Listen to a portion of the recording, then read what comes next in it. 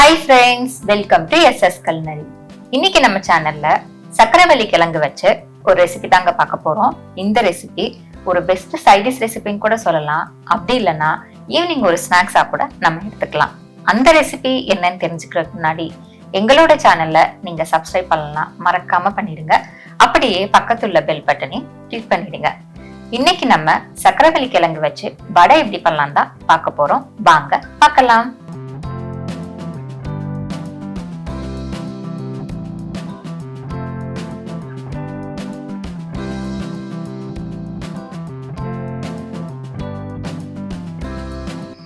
ஒரு பவுல்ல ஒரு பெரிய சக்கரவள்ளி கிழங்கு வேக வச்சு எடுத்திருக்கேன். அதை நம்ம இப்ப மேஷ் பண்ணிடலாம்.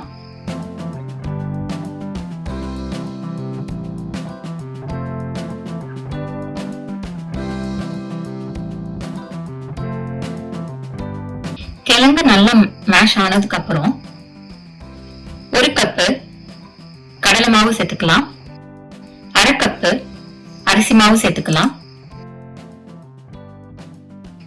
இதுக்கு தேவையான உப்பு சேர்த்துக்கலாம், அரை டீஸ்பூன் மஞ்சள் பொடி சேர்த்துக்கலாம், கொஞ்சமா கருவேப்பிலை சேர்த்துக்கலாம், கொஞ்சம் கொத்தமல்லி இலை சேர்த்துக்கலாம், ஒரு பெரிய வெங்காயம் பொடியா கட் பண்ணி இதுல சேர்த்துக்கலாம், கடைசியா ஒரு பச்சை மிளகாய் பொடியா கட் பண்ணி சேர்த்துக்கலாம். இப்ப இது எல்லாமே நல்லா மிக்ஸ் பண்ணிக்கலாம்.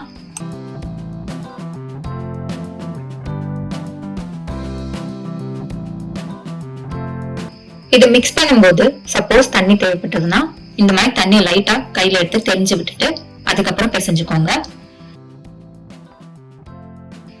நல்லா சாஃப்டா இருக்கணும், நம்ம வடை தட்டுறதுக்கு சாஃப்டா வரணும். அந்த பதத்துல நல்லா நீங்க பிசைஞ்சுக்கோங்க.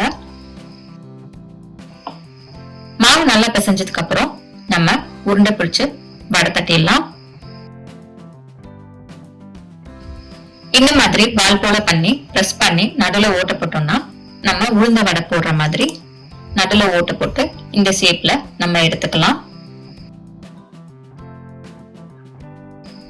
வடை ஷேப்பு இப்ப ரெடி ஆயிடுச்சு. இதே போல பேலன்ஸ் இருக்க மாவையும் வடை போல தட்டி எடுத்துக்கலாம்.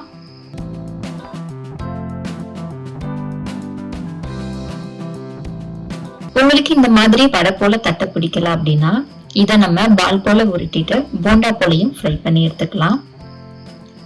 அப்படி இல்ல இந்த ரெண்டு ஷேப்பும் உங்களுக்கு பிடிக்கல அப்படின்னா இந்த மாதிரி நீட்டமா ரோல் போலையும் நீங்க ஷேப் பண்ணிக்கலாம். உங்களுக்கு பிடிச்ச என்ன ஷேப்லாலும் நீங்க பண்ணிக்கலாம்.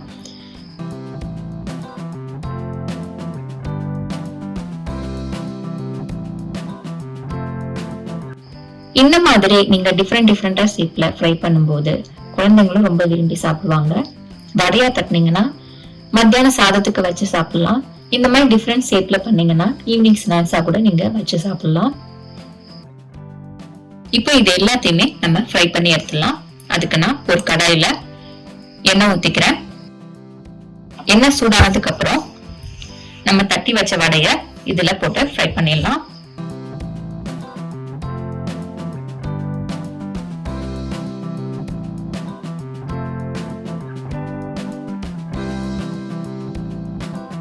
ஹை ஃப்ளேம்ல பண்ணாதீங்க, டக்குன்னு கருகிரும்.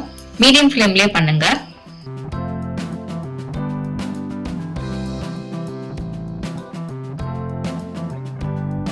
வடை போட்டோன்னே நல்லா பபிள்ஸ் வரும். அதுக்கப்புறம் பபிள்ஸ் எல்லாமே குறைஞ்சிரும். பபிள்ஸ் எல்லாம் குறைஞ்சதுக்கு அப்புறம் நம்ம வடை எடுத்துடலாம்.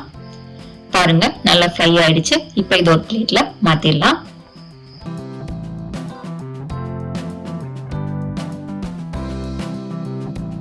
பால் போல செஞ்சதையும் ஃப்ரை பண்ணி எடுத்துக்கலாம்.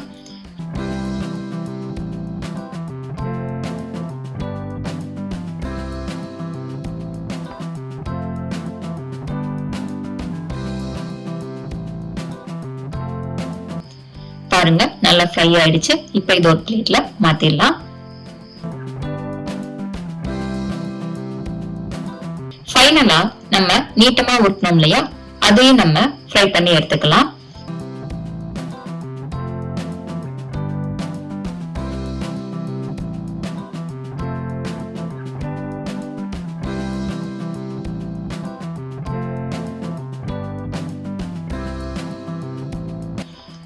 இப்ப எல்லாமே நல்லா ஃப்ரை பண்ணிட்டோம். இதை ஒரு பிளேட்ல சர்வ் பண்ணிடலாம். அவ்வளவுதாங்க, ஈஸியான சக்கரவள்ளி கிழங்கு வடை ரெடி ஆயிடுச்சு. இதை ஒரு பெஸ்ட் ஈவினிங் ஸ்நாக்ஸும் சொல்லலாம், ஒரு பெஸ்ட் சைட் டிஷ்னு கூட சொல்லலாங்க. எவ்வளவு ஈஸியா சக்கரவள்ளி கிழங்கு வடை எப்படி பண்றதுன்னு பார்த்தோம். இது நம்ம வடையா கூட செஞ்சு சாப்பிடலாம். அப்படி இல்லைன்னா டிஃபரெண்ட் ஷேப்ல செஞ்சு ஈவினிங் ஸ்நாக்ஸா கூட நம்ம வச்சு சாப்பிடலாம். இந்த ஈஸியான ரெசிபியை நீங்களும் வீட்ல செஞ்சு பாருங்க. டேஸ்ட் எப்படி வந்தது மறக்காம கமெண்ட் பாக்ஸ்ல கமெண்ட் பண்ணுங்க. உங்களுக்கு இந்த ரெசிபி பிடிச்சிருக்கும் நம்புறேன். அப்ப அப்படியே லைக் பண்ணிட்டு உங்க ஃப்ரெண்ட்ஸ், ஃபேமிலி எல்லாருக்குமே ஷேர் பண்ணுங்க. நெக்ஸ்ட் ஒரு டிஃபரெண்டான வீடியோல உங்களை பாக்குறேன். பாய்.